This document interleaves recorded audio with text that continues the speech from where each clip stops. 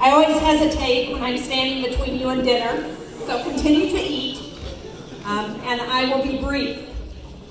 I am so honored to be here tonight with all of you to receive this incredible award. Anything that's named after Homer, whose Iliad and Odyssey has influenced so much of Western civilization, is such an honor, and an honor that has been bestowed on so many of my heroes, Jimmy Carter and Ted Kennedy and Olympia Snow. So I feel very blessed to be in that group. And I'm very pleased that my husband, Billy, is here with me tonight.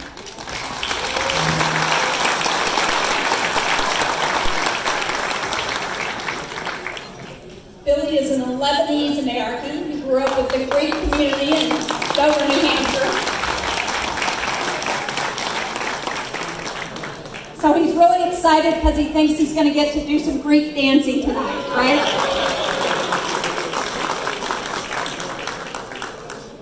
You know, New Hampshire has the highest percentage of Greek Americans of any state in the country, as Christine said. And we just sent our first Greek congressman to Washington, Chris Pappas. Now, for those of you who don't know much about New Hampshire, our federal delegation is composed of all women and Chris. So we call ourselves the Mamas and the Papas.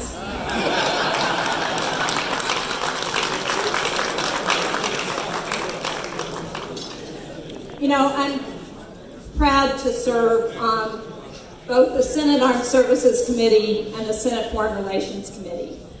And in a few days, I'm going to take over as the ranking member of the European Affairs Subcommittee.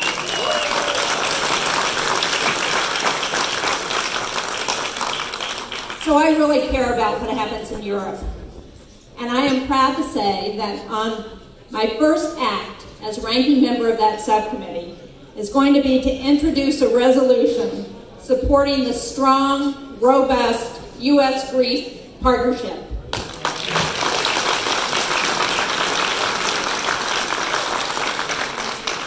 The resolution reaffirms the importance of our relationship and the U.S.-Greek strategic partnership and says that we must continue to prioritize people-to-people programs that support and perpetuate our shared values. Now, I also appreciate the issues that have been raised tonight about the impact of the flyovers by the Turkish Air Force of not only the island of Chios, but all of Greece. And I have worked with my colleague Tom Tillis in the Senate to introduce legislation that would say in the defense bill that the transfer of F-35s to Turkey is going to be prohibited until Turkey's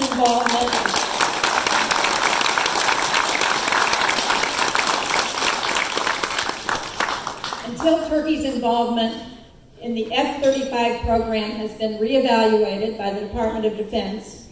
And I'm going to continue to make sure that the U.S. is not handing over sensitive F-35 planes and technology to a country that uses its military equipment to threaten its neighbors and allies in NATO.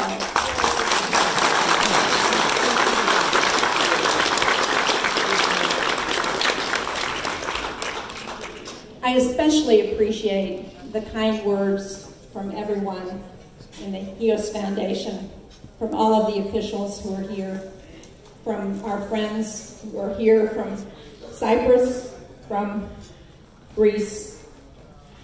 And I want to end because I know that the Homeric Award is for humanitarian efforts as well.